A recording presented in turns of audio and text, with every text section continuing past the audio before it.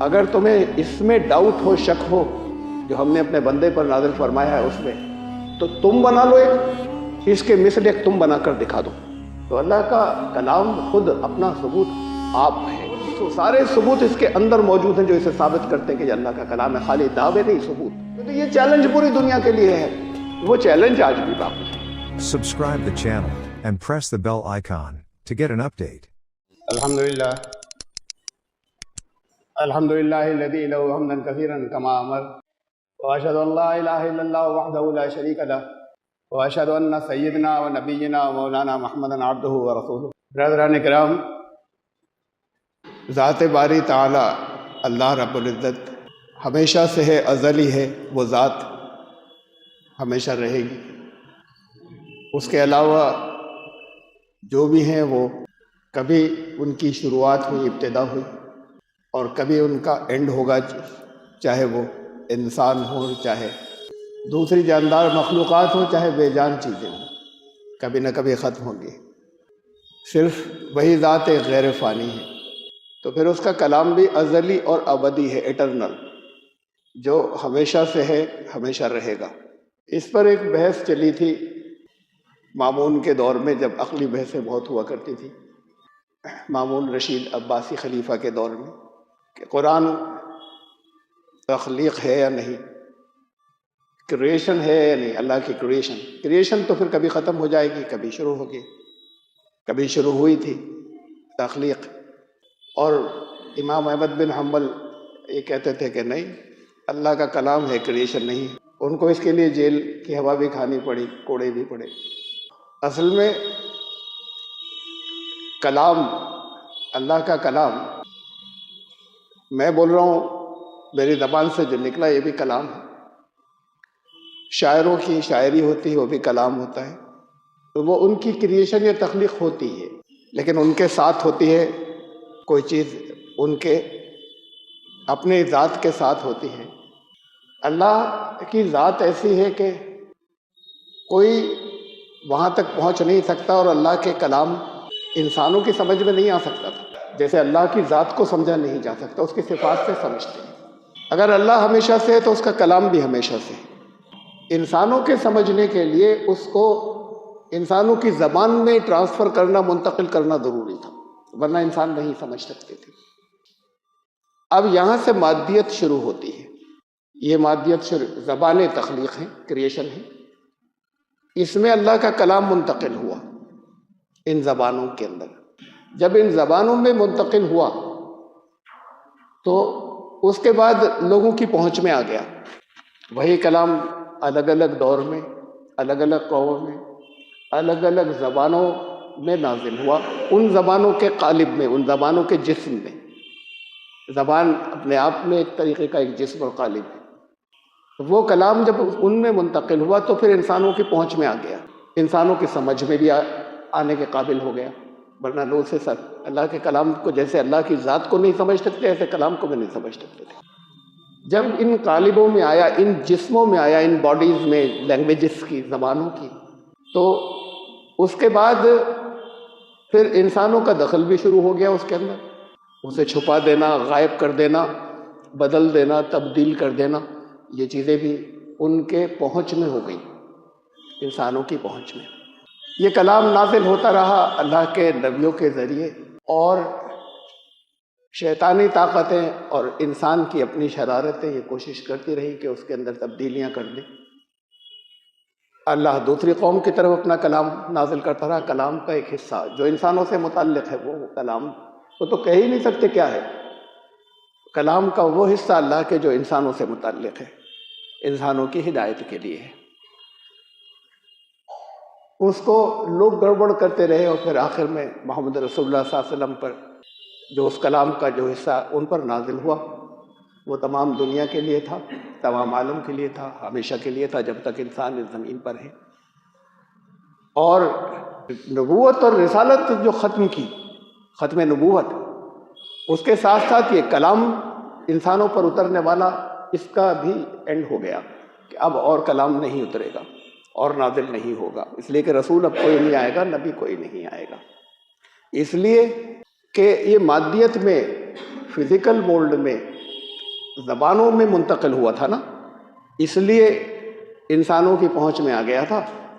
اب وہ مادی ذرائع بھی ہو گئے پیدا، پہلے نہیں تھے۔ انسان کی ترقی کے ساتھ، ارتقاء کے ساتھ وہ مادی ذرائع بھی پیدا ہو گئے کہ اب اسے محفوظ رکھا جا سکے گا اور یہ ضائع نہیں ہونے دیا جائے گا۔ جب یہ پیدا ہو گئے تب رسالت اور نبوت کا خاتمہ ہو گیا، اور اب یہ کلام بھی اور نازل نہیں ہوگا انسانوں کے لیے، اور یہ ہمیشہ کے لیے دنیا کے تمام انسانوں کے لیے ہو گیا۔ اس حفاظت کے سلسلے میں خود اس کلام کے اندر اللہ نے اعلان کیا، اللہ رب العزت نے اعلان کیا، اب اس میں باطل داخل نہیں ہو پائے گا، نہ اس کے آگے سے، نہ سامنے سے، نہ کسی ٹور دروازے سے۔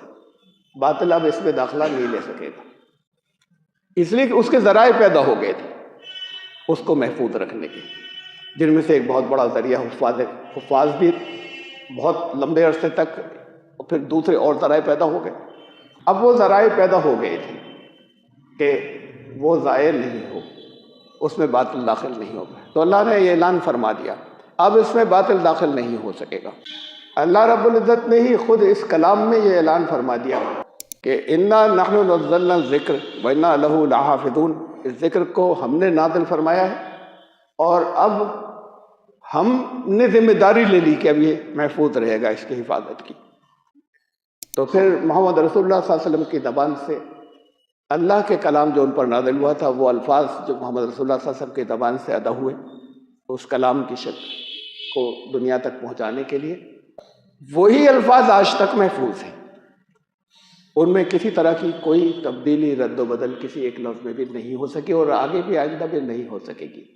دنیا میں کوئی دوسرا کلام جو اینشنٹ ٹائمز سے چلا آ رہا ہو ایسا نہیں ہے، اور اب بھی کہ آگے چینج نہیں ہو سکے، ایسا کوئی دوسرا کلام اور نہیں ہے جو اس کے پیرالل ہو، اس کے متوازی ہو، اس جیسا دوسرا ہو جو یہ خوبی قرآن کے اندر ہے۔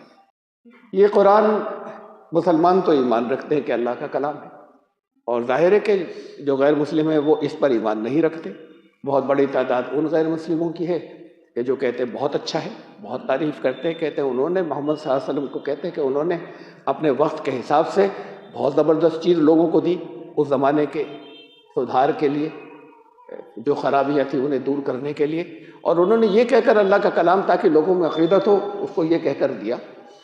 ان کا عقیدت اس طرح کی ہو، پھر ظاہر ہے کہ وہ لوگ ہیں جو بالکل ہی سب کا انکار کرتے ہیں، سب کو ریجیکٹ کر دیتے ہیں۔ خود آپ کے پاس اس بات کا ثبوت کیا ہے کہ یہ قرآن اللہ کا کلام ہے؟ تو ایک جسے عقیدہ کہتے ہیں وہ ہے، مانتے چلے آ رہے ہیں کہ بھائی ایمان ختم ہو جائے گا اگر اس کے خلاف مانا تو، لیکن آپ کے پاس ثبوت کیا ہے؟ آج کی دنیا دلیلوں اور ثبوت کی دنیا ہے، خالی یہ تو دعویٰ ہو گیا کہ یہ اللہ کا کلام ہے۔ ایسے بہت سے دعوے جو اللہ ہی کا کلام تھا اور اس کے اندر طرح طرح کی تبدیلیاں جو ہو گئیں، وہ بھی کہتے ہیں یہ اللہ کا کلام ہے، حالانکہ اس کے اندر بہت بڑا حصہ انسانوں کا مکس کیا ہوا ساتھ میں شامل ہو گیا، وہ اس کو ایسے ہی عقیدت رکھتے ہیں اس کے ساتھ۔ ایسے بھی لوگ ہیں کہ جو وہ اللہ کا کلام نہیں تھا اور بعد کو لکھی گئی کچھ چیزیں تھیں اور انہیں اللہ کا کلام ماننے لگ گئے اور ان کے ساتھ وہ عقیدت رکھتے ہیں۔ تو آج کی دنیا دلیلوں اور ثبوتوں کی ہے، آپ کے پاس کیا ثبوت ہے کہ یہ اللہ کا کلام ہے؟ اللہ کا کلام ایک ثبوت تو یہ ہے کہ تسلسل سے چلا آ رہا ہے، یہ تسلسل بہت بڑا ثبوت ہوتا ہے، کنٹینیوٹی، لگاتار یہی رہا ہر دور کے اندر، جس میں کبھی کوئی فرق نہیں آیا، کہ کبھی گیپ نہیں ہوا درمیان میں وقت کے ساتھ۔ یہ بات تو حقیقت ہے جو میں نے کہی، لیکن اس پر بھی کچھ ڈیبیٹ ہو سکتی ہے، لوگ طرح طرح کے کہیں سے ادھر ادھر سے ڈھونڈ ڈھانڈ کے چیزیں لا سکتے ہیں کہ صاحب یہ بھی دعویٰ ہے آپ کا، نہیں کیسے ہر دور کے اندر بالکل آپ نے کہیں جھانک کر دیکھ لیا تھا کہ یہ وہی ہے، اسی شکل میں ایسے ہی چلا رہا ہے۔ اللہ کے کلام کی پھر یہ خصوصیت ہے، یہ جو اللہ نے اس کے اندر رکھی، کہ جب وہ دور آئے گا جب لوگ عقلی ثبوت مانگیں گے تو اللہ کا کلام خود اپنا ثبوت آپ ہے، خود سارے ثبوت اس کے اندر موجود ہیں جو اسے ثابت کرتے ہیں کہ یہ اللہ کا کلام ہے، خالی دعوے نہیں، ثبوت۔ یہ اہم بات ہے اس کی کہ اسے ثابت کرتا ہے۔ بہت ثبوت ہیں، بہتوں کا تذکرہ بعض چیزوں کا، قرآن کے جو معجزے ہیں، اعجاز قرآن جسے کہتے ہیں، میراکلس آف قرآن، میں نے یہاں کچھ خطبوں میں بھی کبھی کبھی تذکرہ ان کا کیا ہے، بعض اور لیکچرز میں بہت سے لوگوں نے اس پر بہت سی کتابیں لکھی ہیں، جگہ جگہ اور بہت سی تقریریں ہیں اس کے اوپر کہ قرآن کے معجزوں کے اوپر اور قرآن کے میراکلس کے اوپر کہ جن کا کوئی مقابلہ نہیں کر سکتا۔ بہت سے اور دوسرے مذاہب والے بھی بعض اپنی کتابوں سے ایسے معجزے نکالتے ہیں اور بیان کرتے ہیں کہ ان کا بھی کوئی مقابلہ نہیں کر سکتا، یہ جو کلام ہے یہ ورڈ آف گاڈ ہے ہمارے پاس اور اس میں یہ میریکل ہے۔ اب یہ بھی ڈیبیٹ میں پھنس جائے گی بات، اس میں سے بہت بڑا حصہ بحث کے اندر اگر آپ اور دور جائیں گے، یہ تو ابھی اپنی تقریریں سن رہے ہیں نا، اور اس پہ طرح طرح کے لوگ اعتراض بہت سے جو ثبوت دیے جاتے ہیں اس میں نکالتے ہیں، مختلف طرح کے اعتراضات نکالتے ہیں، اور خود وہ جسے اللہ کا کلام مانتے ہیں، خدا کا کلام مانتے ہیں، اس میں سے نکال کر کچھ، اور ظاہر ہے کہ کچھ اللہ کے کلام کے حصے ہیں موجود مختلف اور کتابوں کی شکل میں، جو چیزیں باہر کی مکس اپ ہو گئیں ان کے ساتھ میں ملا کر، تو وہاں بھی میریکلز ہیں، کوئی معجزے ہیں، کچھ ٹکڑوں میں سے اگر نکالے جائیں تو اس سے ہم انکار نہیں کر سکتے، بالکل ٹوٹل مکمل انکار نہیں کر سکتے، لیکن یہ پورا کلام بالکل بے عینی حق ہے، یہ وہ ثابت نہیں کر سکتے، ہمیں ثابت کرنا پڑے گا۔ ہم جب دعویٰ رکھتے ہیں کہ یہ ویسے ہی ہے، وہی الفاظ ہیں سارے جو ان کی زبان سے ادا ہوئے تھے اور اس میں کبھی کوئی تبدیلی نہیں ہوئی۔ ان ثبوتوں میں ایک بہت بڑا ثبوت جس کا تذکرہ آج کل بہت کم آتا ہے، پہلے اس کی کافی شہرت تھی اور دھوم تھی، محمد رسول اللہ صلی اللہ علیہ وسلم کے زمانے میں، اس کے بعد کے چند صدیوں تک، کچھ سینچریز تک، اسی کلام میں قرآن نے ایک چیلنج دیا، وَإِن كُنتُم فِي رَيْبٍ مِّمَّا نَزَّلْنَا عَلَىٰ عَبْدِنَا فَأْتُوا بِسُورَةٍ مِّن مِّثْلِهِ وَادْعُوا شُهَدَاءَكُم مِّن دُونِ اللَّهِ إِن كُنتُمْ صَادِقِينَ۔ اگر تمہیں اس میں ڈاؤٹ ہو، شک ہو، جو ہم نے اپنے بندے پر نازل فرمایا ہے اس میں، اس میں شک ہو کہ یہ ہمارا ہی نازل کیا ہوا ہے کہ نہیں، تو تم بنا لو، اس کے مثل ایک تم بنا کر دکھا دو، ایک صورت بنا کر دکھا دو، اگر تمہارا دعویٰ، تم اپنے دعوے میں سچے ہو۔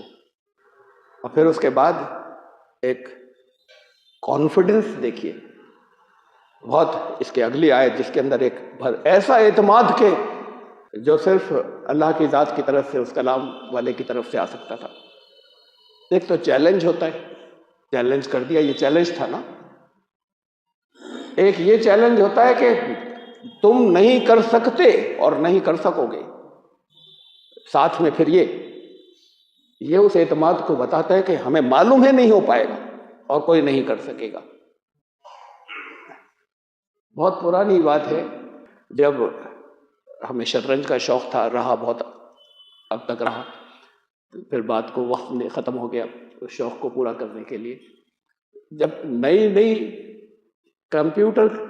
کمپیوٹرائز چیس بورڈ آئے تھے، اس میں کچھ بہت چالیں فیڈ کی گئی تھی، اس وقت تک کے فہم کے اعتبار سے ایسا ہوتا تھا کہ لوگ اس کا مقابلہ نہیں کر پاتے تھے، اس میں چال جو ہے وہ اپنی چلی جاتی تھی، اور پھر جواب آتا تھا اس کے مانیٹر کے اوپر جو اس کا ڈسپلے تھا، ہمارا فلاں مورا فلاں خانے پہ رکھ دو، تو ان کا رکھ دیا۔ تو یہ ایسے وہ چیس کھیلا جاتا تھا کمپیوٹر سے، ہم نے بھی کھیلا۔ شروع جب ہوتا تھا تو پہلے وہ پوچھتا تھا کہ رولز معلوم ہے ہم سے کھیلنے، اگر ہم کہہ دیں یس، بے شطرنج آتی ہے نہیں آتی، چیس ہم نے لکھ دیا، کہہ دیا اس میں یس کا دبا دیا، یس اور نو، تو اس کے بعد پھر یہ چیلنج آتا تھا کہ اب گیم شروع ہوگا اور جیتوں گا میں، I am going to win and after I win I will tell you how I win, اور جیت جانے کے بعد میں یہ بتاؤں گا کہ میں کیسے جیتا اور تم نے کہاں غلطی کی۔ یعنی یہ کانفیڈنس ہے، وہ فیٹ تھا، انسانوں کا فیٹ کیا ہوا تھا، اس لیے کہ اس وقت کے جو ورلڈ چیمپئن تھے اور سب تھے، ان سب کی بھی چالیں اس کے اندر سب دے دی گئی تھی کمپیوٹر کے اس وقت کے برین میں۔ وہ بہت بیکورڈ تھا، اب بہت ایڈوانس ہو گیا، یہ بھی ایڈوانس ہوتا چلا گیا، ان کی چالیں انسانوں میں جس چیمپئنس تھے ان کی بھی ایڈوانس ہوتی گئی، تو ساتھ ساتھ اس کا بھی ایڈوانسمنٹ ہوتا رہا کمپیوٹرائز چیس کا، کہ ان کو سوچنے میں وقت لگتا ہے، کھٹ کھٹ سوچ کر کیا سب سے زیادہ مناسب ہوگا، ہزاروں چالوں میں سے سلیکٹ کر کے۔ بہرحال میں نے تو اس کانفیڈنس کی بات کی ایک مثال دی کہ اب کھیلتے تھے ہمیں ہم یہ سمجھتے تھے اس وقت کے حساب سے کہ ہمیں اچھی آتی تھی، اور ظاہر ہے کہ ہار جاتے تھے ہمیشہ. تو یہ چیلنج اس کا پہلے سے آتا تھا کہ جیتنا مجھے ہے، اور آخر بعد میں یہ بتاؤں گا کہ تم نے کہاں غلطی کی اور میں کیسے جیتا. یہ تو بڑی چھوٹی سی گھٹیا سی مثال ہے، اس لیے کہ ان چیزوں میں ارتقاء اور ڈیولپمنٹ ہوتا رہا. جو چیز ہمیشہ سے ایبسولوٹ اس درجے کے اوپر ہے، اگر اس میں اور ڈیولپمنٹ یہی انسان فیڈ نہیں کرتے رہتے تو بڑا گھٹیا اس کا گیم ہوتا. آج کے اچھے کھلاڑیوں کے لیے چالیں ڈیولپ ہو گئی بہت.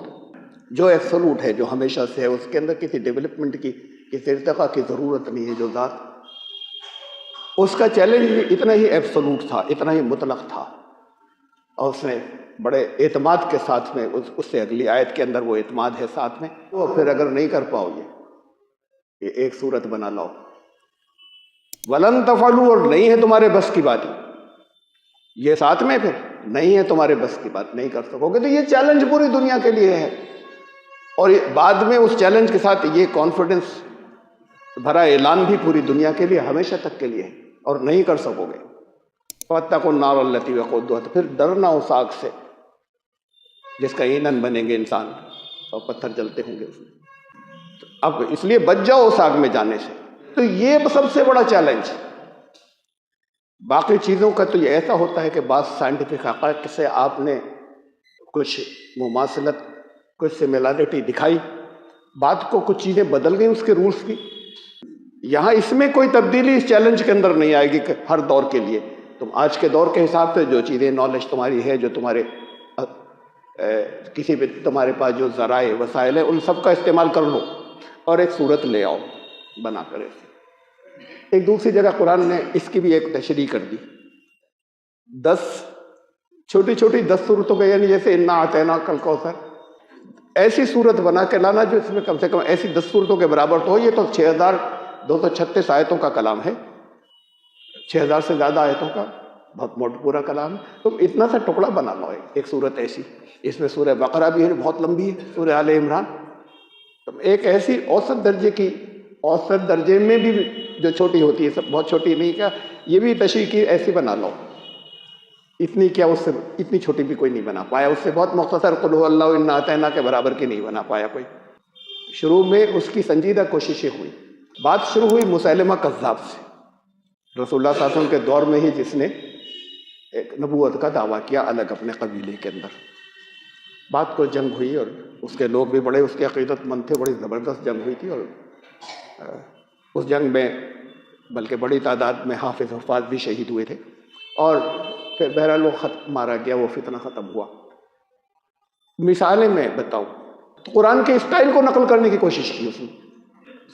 جگہ جگہ قرآن کے اندر ہے القاریہ تو ملقاریہ وما ادراک ما القاریہ، وہ چنگھاڑ. وہ کبھی تم نے یہ وہ ہوگی جو سمجھے بھی کہ کیا ہے، وما ادراک، تمہاری سمجھ میں آیا ہم کیا کہہ رہے ہیں. بعض جگہ وہی الفاظ ہوتے تھے جو آپ بولتے تھے، کہ یہاں پہ تم ابھی اور غور کرو کہنا کیا چاہ رہے ہیں. اب انہوں نے بنائی، ایک ہاتھی پہ شروع ہوئی، الفیل والفیل وما ادراک ما الفیل، ہاتھی. اور ہاتھی تم کیا سمجھے ہاتھی کیا چیز ہوتی ہے، اس کی چھوٹی دم ہوتی ہے اور لمبی سونڈ ہوتی ہے، اور آگے طرح طرح کی چیزیں. ایک مینڈک پہ لکھی ہے مینڈک، تم کیا سمجھو گے مینڈک کیا ہے. اور پھر آگے اس دور کے بھی، یعنی بعد کے آنے والے بھی جتنے عربی کے اچھے ماہرین زبان تھے، انہوں نے کہا خرافات ہے سب. یعنی اس کو کمپیئر بھی کیا کریں، ایک ایسی چیز ہے جسے بیٹھ کر مقابلہ کیا جائے، یہ اس قابل نہیں ہے کہ مقابلہ کیا جائے، تو خرافات ہے ساری. اس میں بڑے بڑے وہ بھی تھے جو جنہیں ہم اورینٹلسٹ کہتے ہیں، وہ جو مسلمان نہیں تھے، ان کی تحریریں ہیں. جنہوں نے قرآن کا ترجمہ کیا، ان کی تحریریں ہیں کہ یہ اس جیسا، اس میں جو بات ہے اس جیسا کلام نہیں ہو سکتا دوسرا کوئی. تو یہ بیانات ان کے ہیں. میں یہ سلسلہ ذرا سا کم از کم اگلے خطبے تک جائے گا، میں اس میں دوں گا مثالیں، ورنہ وقت بھی لگ جائے گا اس کے اندر.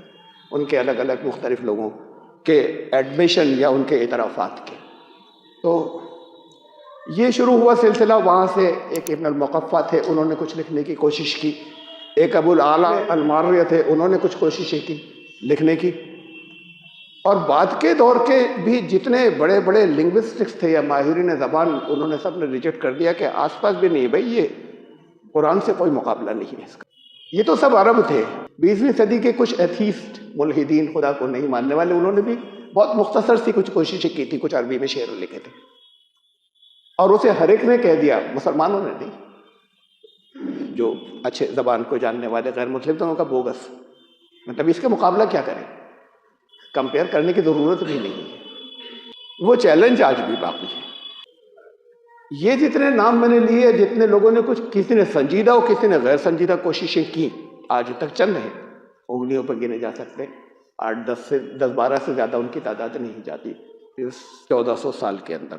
یہ سب انہوں نے جو کچھ کوششیں کی، سب عربی زبان میں کی۔ قرآن کا چیلنج کیا صرف ان کے لیے جو عربی زبان جاننے والے ہیں؟ باقی دنیا کے لیے نہیں ہی ہے۔ اور پھر اگر باقی دنیا کے لیے بھی ہے اور سب کے لیے ہے، ہر دور کے لیے ہے اور قیامت تک کے لیے ہے، تو ان زبانوں کے ایکسپرٹ تو اپنی زبان میں لکھیں گے نا، وہ عربی زبان میں کیسے لکھیں گے؟ کسی چیز کا مقابلہ کرنے کے لیے کہا کہ جیسا کلام لے آؤ، تو یہ چیلنج ان کے لیے بھی ہے کہ تم اپنی زبان میں لے آؤ ایسا کلام، اور تم نہیں کر سکو گے۔ جب نہیں کر سکو اور نہیں کر سکو گے تو پھر ڈرنا اس آگ سے جو تیار کی گئی تمہارے لیے، اگر تم نے نہیں مانا تو۔ باقی کے لیے کیسے ہے یہ چیلنج؟ یہ بہت اہم بات ہے تمام دنیا کے لیے، اور لوگوں کے ذہن میں یہ آتا ہے عربی میں کچھ لکھنا ہے اور اس کا مقابلہ کرنا ہے۔ اب بہت بڑی تعداد تو یہ ہے، زیادہ بڑی تعداد ہر دور میں آج بھی وہ کوشش ہی نہیں کرتے، کہتے ہیں ایک مذہبی بات ہے، کہہ دی گئی تھی، نان سیریس بات ہے، یہ سیریس چیلنج ہے۔ اس چیلنج کو ہم آج کے دور میں زیادہ نمایاں نہیں کرتے، اور کانفیڈنس سے آپ کر سکتے ہیں، اس لیے کہ اللہ نے فرمایا، اس لیے آپ کو پورا دل سے یقین ہونا چاہیے کہ آپ بڑے سے بڑوں کو چیلنج کر سکتے ہیں۔ بنا لاؤ نا، ایک لے کر آؤ کچھ، پھر اس کے بعد ایک نیوٹرل غیر جانبدار پینل کو دے دیا جائے کہ کرو مقابلہ۔ کیا نہیں کر سکتے؟ شیکسپیئر کی زبان، غالب کی کمانڈ شاعری کے اوپر، مختلف اور کیٹس اور دوسرے اور فلسفی دنیا کے اندر جو بڑے بڑے گزرے، کیا نہیں کر سکتے مقابلہ؟ جو آج تک وہ بھی ایسے ہیں جیسے زندہ و جاوید لوگ، ہر دور میں ان کی عظمت، ان کی بڑائی مانی جاتی ہے اپنی اپنی فیلڈ کے اندر، اپنے اپنے میدان کے اندر۔ غالب کا کلیات اٹھا لیجئے، کلام، سب جو کچھ اس نے کہا ہے، اس میں آپ کو 1/3 شعر ملیں گے معیاری، باقی غیر معیاری ملیں گے، بڑا بڑا کوڑا ملے گا۔ ایسا نہیں ہے کہ ہر شعر ایسا ہی تھا اس درجے کا جس نے غالب کو غالب بنا دیا، بھرا پڑا ہے کوڑا بھی، یقین ہی نہیں آتا کہ یہ ان کا ہوگا، یہ شعر انہوں نے کہے ہوں گے۔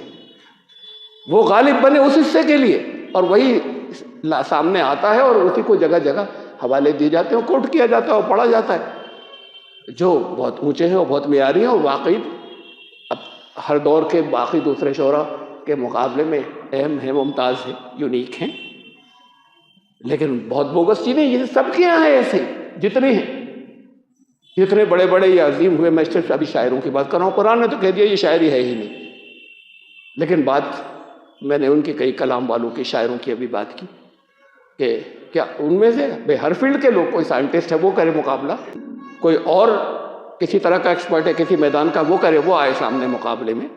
تو لکھنے والے زیادہ تر رائٹر اور یہ ہوتے ہیں نا، جو لوگوں میں مشہور ہوتی ہیں، جن کی کتابیں، اور شعراء اور شاعر، پوئٹس، تو اس لیے میں نے ان کا ایک نام لیا۔ میر تقی میر بھائی استادوں میں سے آتے ہیں اردو غزل کے، ان کا شعر ہے ایسی ایسی بیہودہ لچر بازاری، میر کیا سادہ ہیں، بیمار ہوئے جس کے سبب اسی عطار کے لونڈے سے دوا لیتے ہیں، فحش بیکار معیار سے گرا ہوا، زبان کے اعتبار سے کسی بالکل بدل، کوئی یقین ہی نہیں آتا کہ میر کا شعر ہوگا، میر تقی میر کا شعر ہوگا۔ تو ایسے شعر بھرے پڑے ہیں یہ سب کے کلاموں میں، یہی شیکسپیئر کا ہے، یہی ورڈسورتھ کا، یہی ہر ایک کا ہے، سب کا حال ہے۔ پورا کلام جس کا ایک ایک لفظ چنا ہوا ہو، بات تو اس کی ہو رہی ہے کہ ایسا نہیں کہ کچھ چیزیں بہت اچھی، کچھ خرافات ہیں۔ دوسری کتابوں میں یہ ہوا کہ کچھ حصے اگر اللہ کے کلام کے محفوظ ہیں تو وہ بہرحال منفرد یا یونیک ہے، لیکن باقی حصے جو ہیں وہ بہت لچر ہیں، فوش بھی ہیں، بہت ہی گندے بھی ہیں، جو ایک بھائی اپنی بہن کے سامنے نہیں پڑھ سکتا، جو ایک باپ اپنی بیٹی کے سامنے نہیں پڑھ سکتا اسے، اس طرح کی چیزیں بھی اس کے اندر موجود ہیں، لوگوں کی ملائی ہوئی۔ جب اللہ کا کلام نہیں ہوتا تو اس میں پھر یہ چیزیں آتی ہیں، کہیں جان بوجھ کر آتی ہیں، کہیں آ جاتی ہیں تو پھر غیر معیاری کی شکل میں۔ تو پھر قرآن کا یہ چیلنج خالی اتنا ہی نہیں جتنا میں نے کہا، یہ تو پھر زبان کی بات ہوئی نا، صرف لینگویج کی بات تھوڑی ہے اس چیلنج کے اندر۔ چیلنج ہے کیا؟ گنا نہیں سکتا میں ساری چیزیں، چند کا حوالہ دیتا ہوں میں۔ ایک تو فصاحت و بلاغت، یہی لینگویج کی بیوٹی، زبان کی خوبصورتی، پھر اس کے اندر معنویت، میننگ فل، اور پورا کلام، یہ نہیں کہ کچھ حصہ، تاثیر۔ ابھی تو زبان کی بات چل رہی ہے، اس کے اندر استعارے جسے کہتے ہیں میٹافرس انگریزی کے اندر، کہ زبان کچھ اور ہے، مطلب اس سے مماثلت، اس سے تم پہنچو اس جگہ پر کہ کہا کیا گیا تھا۔ یہ زبان کی بیوٹی ہوتی ہے، استعاروں کا استعمال، زبان کی، لینگویج کی خوبصورتی اور بیوٹی کہلاتی ہے۔ بہت سے شاعر خاص طور سے پروز یا نثر لکھنے والے کم کرتے ہیں، بہت کم، اور شاعر بہت کرتے ہیں استعاروں کا استعمال۔ وہ استعارے، زبان حال اور زبان قال کا فرق، سچویشن کو زبان دے دی گئی، لینگویج دے دی، اصل میں سچ مچ کہا نہیں گیا۔ یہ در و دیوار پکار رہے ہیں، در و دیوار نہیں پکارتے، یہ سچویشن کو، پریزنٹ سچویشن کو زبان دے دی کچھ بہت اہم بات سمجھانے کے لیے کہ اللہ نے کیا کہا تھا اور فرشتوں نے کیا کہا، انہوں نے کیا کہا۔ انہوں نے کہا نہیں تھا، بلکہ یہ سمجھ لو کہ جیسے اس سے سمجھ لو بات کے بات ہی تھی، ایسا ہو گیا تھا۔ بہت گہری باتیں ہیں اس طرح کی، یہ سب لینگویج کی بیوٹیز ہیں، یہ سب زبان کے حسن ہیں۔ اور یہ زبان کے حسن، اب اس پہ تو مقابلے میں بڑی دقت ہو جائے گی، الگ الگ زبانوں کے ایکسپرٹ سب کہیں کہیں گے کہ نہیں ان کا زیادہ اونچا نکلا، یہ اور دوسروں کے کلاموں میں بھی ہیں، اس میں تو اتنا زیادہ مقابلے کی بات جو ہے وہ آسان یہ ہم کہیں کہ صرف اسی میں مقابلہ کیا جائے تو بہت لمیٹڈ ہو جائے گی بات، بڑی محدود۔ یہ چیلنج اس سے کہیں اور آگے ہے۔ قرآن کا ملٹی لیئرڈ ہونا، ایک نمبر ایک، اور بھی چیزیں بتاؤں گا، اس میں ایک پرت، کئی پرتیں ہونا معنوں کے اندر، ایک پرت سامنے سے جو معنی ہے، ایک اس سے نیچے کی پرت اور بھی معنی ہے، اس سے اور نیچے کی پرت اور بھی معنی ہے، اور یہ سب الگ الگ فیلڈ کے ہیں، الگ الگ میدانوں کے ہیں، الگ الگ ڈسپلن اور الگ الگ سبجیکٹس اور مضامین کے ہیں، کسی ایک ہی کے نہیں، اور سب بیک وقت صحیح ہیں اپنی جگہ، ایک ساتھ وہ سب صحیح ہیں واقعے کے اعتبار سے، اپنی بات کے اعتبار سے یا اپنے حکم کے اعتبار سے۔ کہ یہ نہیں کہ کسی نے کچھ معنی نکال لیا، اب یہ تو بڑی بےتوقی سی بات ہے، ایسا نہیں ہے۔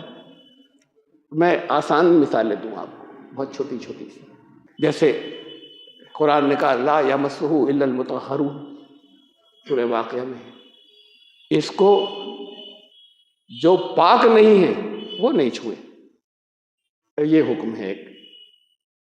پہلے اگر ناپاکی کی حالت میں تو پھر اسے نہیں چھوئیں، اس سے فقہ کے مسائل نکلتے ہیں، اس پر عمل کیا جاتا ہے، مانا جاتا ہے۔ پھر اس کا اور اگلی پرت میں اس کا مطلب ہے، اس سے نیچے کی پرت میں لا یمسہ الا المطہرون، جن کے قلب پاکیزہ نہیں ہے، وہاں سے جتنی گندگی ہے وہ چھنٹ نہیں گئی، وہ اس کے معنوں کو چھو بھی نہیں سکتے، وہ نہیں چھوئیں گے اس کی گہرائی کو، چھو بھی نہیں سکتے اس کی گہرائی کو، چھو وہی سکتے ہیں، وہی پہنچ سکتے ہیں جو جن کے اندر سے جو پاکیزہ ہو چکے ہو۔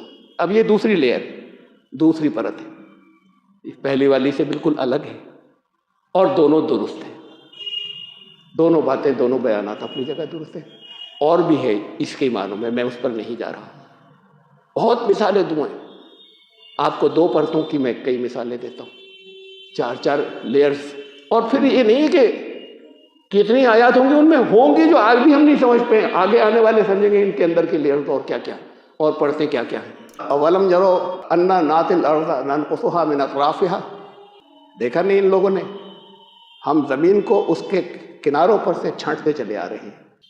اب گول چیز کا کنارہ کیا ہوتا ہے؟ پھر زمین جو گھوم رہی ہے اس کی ایک دھرا مان، ظاہر ہے کہ کسی ایکسس کے تھرو چاہے ہے نہیں، لیکن اسے مانا گیا کہ اس کے چاروں ایسے گھوم رہی، جو سرکولیٹ کر رہی ہے, روٹیٹ کر رہی, تو وہ جو ایکسس ہے اس کو ایک اوپر اور ایک نیچے کنارہ مان لیا گیا کہ اسے ہم کنارہ کہہ لیں. قطب شمالی, قطب جنوبی, نارتھ پول, ساؤتھ پول کنارے ہو گئے. یہ تھوڑے سے چپٹے ہیں دونوں, باقی گول ہیں. باقی حصہ گولائی 100% راؤنڈ نہیں ہے, لیکن باقی حصہ گولائی لیے ہوئے ہیں, اور یہ فلیٹ یا کچھ چپٹے ہیں, گولائی نہیں ہے ان کے اندر دونوں کناروں کے اوپر. کیا ہمیشہ سے ایسے تھا؟ ہمیشہ سے نہیں تھا. زمین کی فارمیشن, زمین کے بننے کے پورے عمل کے اندر جو ہمیں معلوم ہوتا ہے, ابھی اس کے اندر اتنی ڈیپ جغرافیہ کا استعمال ہے جو قرآن نے بتایا. اس میں جب یہ گیسز تھیں گھوم رہی تھی تو گھومتی چیز جو ہے وہ گول ہی ہوتی ہے, پھر وہ ہلکے ہلکے کر کے سالڈ بنتی گئی, پھر اس کی رفتار کم ہوتی چلی گئی. یہ عمل جو ہے کروڑوں پھر اربوں سال پہ گیا ہے, اس کی گھومنے کی رفتار کم ہوتی گئی. جب کم ہوتی گئی تو مختلف عوامل کام کرنے والے ان سے اوپر کے حصے چھٹے فلیٹ میں, ایکسس کے جس کے چاروں طرف گھوم رہی تھی وہ ایکسس یا وہ دھری. تو یہ عمل اربوں سال کا ہے, پہلے انسان کو نہیں معلوم تھا. اب آج کے انسان جو ہے اسے دیکھ لے کہ ایک یہ بھی تھی اس کے اندر. کیا یہ دیکھتے نہیں کہ ہم اب تک ہم جو یہاں تک زمین لائے ہیں اس کو اس کے کناروں پر اسے چھانٹتے ہوئے لائے ہیں, آگے اس کے اور یہ میں نہیں اسے چھوڑ رہا ہوں. یہ بھی کہا کہ اب یہ ایسے ہی رہے گا, اب اللہ تو اسے مستحکم کر دے گا, واللہ یحکم ولا معقب, میں چھوڑ رہا ہوں تفصیل. اتنی باریکی کے ساتھ میں قرآن ایک جغرافیکل حقیقت بتا رہا ہے جو انسانوں کو ابھی کچھ دنوں پہلے معلوم ہوئی, اسے بیان کر رہا ہے. تو یہی آیت اس کی اور پرت ہے. الگ الگ کئی پڑھتے ہیں اس کا کہ کیا لوگ اس پہ غور نہیں کرتے. ہم زمین کو ایک مقام بناتے چلے جا رہے ہیں. دور کے لوگوں سے رابطہ نہیں ہو سکتا نا, کانٹیکٹ قریب کے لوگوں سے ہو پاتا ہے کانٹیکٹ. پھر وہ دور آتا چلا گیا جب ہر ایک سے ہو سکتا ہے. دور جانا ذرا مشکل ہوتا ہے, قریب جانا آسان ہوتا ہے. اس دور میں آ گئے یا اس دور میں آتے چلے گئے لگاتار کہ جہاں ہر جگہ آسانی سے پہنچ جائے, ہر ایک دوسری جگہ آسانی کے ساتھ میں جا سکے, اور ہر جگہ آسانی سے کمیونیکیٹ کر سکے, رابطہ کر سکے ہر جگہ آسانی سے ایک حصے کا آدمی. تو یہ تم دیکھتے نہیں کہ ہم زمین کو سمیٹتے چلے جا رہے ہیں. کنارے اس کے کناروں تو پھر چاروں طرف کے حصے کنارے ہو گئے, ہر طرف سے کناروں سے سمیٹ کر ہم زمین کو ایک مقام بناتے چلے جا رہے ہیں. یہ بھی درست ہے, وہ پہلی بات بھی درست ہے. یہ الگ میدان کی بات ہے, الگ سبجیکٹ کی بات ہے, اور بھی پڑھتے ہیں وہ سب درست ہے اپنی جگہ. الگ الگ میدانوں کی ہیں اور الگ الگ فیلڈز کی ہیں, وہ ساری کی ساری. معجزہ اس کا ملٹی لیئرڈ ہونا اس قرآن کا, یہ کلام جو ہے یہ دوسرے نہیں ہوتے, اللہ کے کلام میں یہ ہے. ابھی اور آگے باتیں, صرف اتنا ہی نہیں ہے. کوئی سبجیکٹ دنیا کا ایسا نہیں ہے کہ جو اس کا اس میں استعمال نہیں ہوا ہو. مضمون ہے اس کا ہدایت, انسانوں کی ہدایت. مقصد جو ہے انسان مضمون ہے اور انسانوں کی ہدایت اس کا مقصد ہے. لیکن کوئی انسانوں کی نالج کا سبجیکٹ نہیں ہے جہاں جو کسی نہ کسی آیت کے اندر استعمال نہیں ہوا ہو. یہ نہیں کہ یہ کسی ایک سبجیکٹ ایک موضوع میں محدود ہو اس کی ووکیبلری, الفاظ اس کی. ایک یہ اس کا پہلو. اب کوئی کلام بنا لے, ابھی بہت چیزیں اور باقی ہیں, میں پھر بتاؤں گا آئندہ مرتبہ, بہت سی باقی ہیں. یہ خالی اتنے کی ابھی میں بات کروں, ان اوروں کو بھی شامل کریں گے بات کو.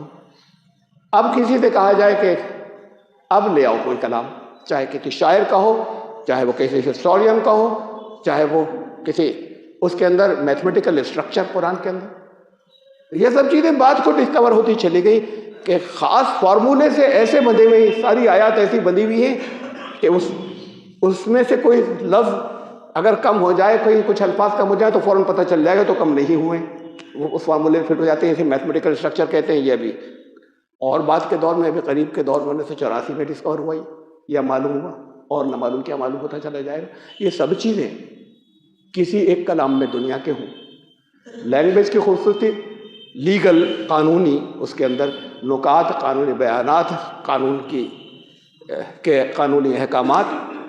اب یہ کہا جائے کسی سے, یہ انڈین کانسٹیٹیوشن, اس کے اندر استعارے, میٹافوریکل لینگویج بھر دی جائے اس میں, کہیں آپ کو الفاظ کی, ٹھیک ہے قانون بہت اچھا ہے, لیکن کہیں پر اس کے اندر الفاظ کی بیوٹی، زبان، لینگویج کی بیوٹی کسی جگہ ہے، دل پر اثر کرنے والی، قوموں کو متاثر کرنے والی انسان وہ کسی جگہ ہے؟